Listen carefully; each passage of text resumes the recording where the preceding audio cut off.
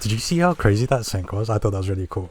Anyway, hey, how's it going guys? My name's Abyss, and in today's video, I have a tips and tricks guide for you all in Zenless Zone Zero. Now, off the bat, I'm going to say that not all of them are super major tips that you really need to know, but these are tips that I think will be helpful for now and in the long run too. The first two are kind of like one in a sense, because it's about team building and your teams themselves. So firstly, we'll talk about team building. I've seen that a decent amount of people haven't really noticed this, especially since it's kind of hidden away in the top right. Not hidden, but I think it's just kind of like a lack of emphasis on it. I've been checking out some newer players' streams and stuff like that on Twitch, and not many people seem to really realize about the team synergies. So for a team to have synergy, they need to have either the same faction or the same element. The same roles are kind of redundant in the same team. It's not like you can't use them, but they don't feel as comfortable.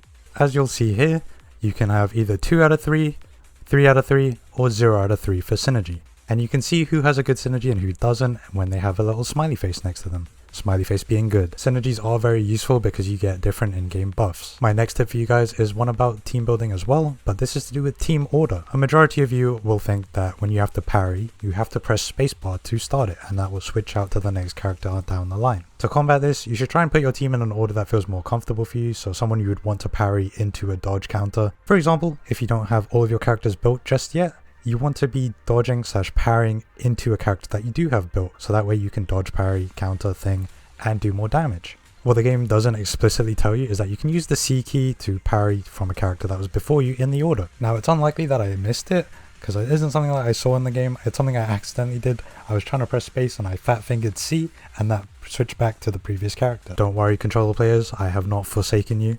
If you want to do this, instead of the C key, it would be your left bumper. Honestly, I would say this is actually a really useful input to know. After I got used to using it, my combat feels a lot smoother because I'm using characters I actually want to use to parry. On to my next tip. This one might not be one you guys are a fan of initially, but trust me on this will work wonders for you. You're going to want to head over to training. Now you can do this through the pause menu and then you go to the more options and click on VR.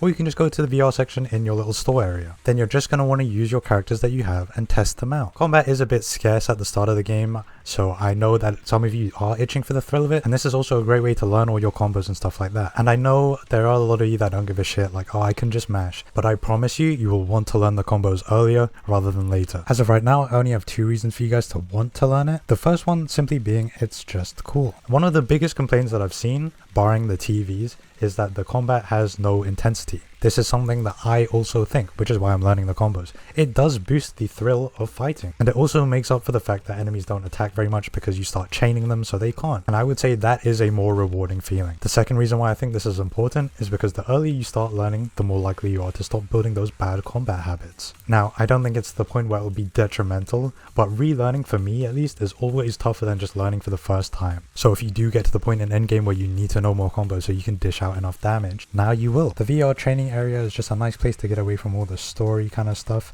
all the yapping areas, and just focus on fighting stuff and testing different things out. And you can select what enemies you want. I don't know the names of everything, but you just take 2 seconds to like see what it is and then you can fight it. You can change their levels too and give yourself more of a challenge. It's great. And since we're speaking on habits, my next couple of tips are going to be about 6th Street and just ways to earn a bit more money and get more resources. Firstly, as a gentle reminder of Howl, the little dog thing, you can actually scratch those tickets and sometimes get polychrome. I wish I recorded mine this morning because I got 30, I think it was. Now 30 initially isn't very substantial, but the fact that you can get them is pretty important to me at least. The next habit I want you guys to build is the buying from the little bang boos at the store. So once you do get them to start selling stuff, I think this needs like 1 or 2 missions in the story, but you can buy materials from them to upgrade skills, weapons, or bang boos. Now I'm not 100% sure on the reset, but I think it's every week. If not, it's every 3 days. I haven't seen the timer above 3 days, so you know, take that as you will. And whilst you're on 6th Street, you will want to head over to the coffee shop. Every day you get a chance to get 1 coffee. This does cost a little bit of Denny's, but it's fine. It's nothing like crazy amounts. It's like a couple thousand, I think. It is limited to 1 coffee a day,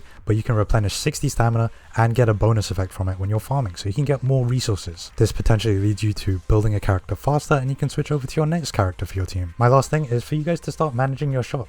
It's free money for very little effort. You just need to see what trending topics there are and then you pick those ones. It only takes a couple of seconds to do and it's worth it because you get Denny's, and as you level up your store you'll get more and more rewards from it. So yeah, that about does it. If there are any tips and tricks that I do find, I will let you guys know some more. And if you want to join my community, my Discord is in the description. Feel free to join there. And just as a last, the YouTuber thing. But it seriously does help me out. If you guys enjoyed this video or found it helpful, please leave a like and subscribe. And hopefully I can catch you guys in the next video.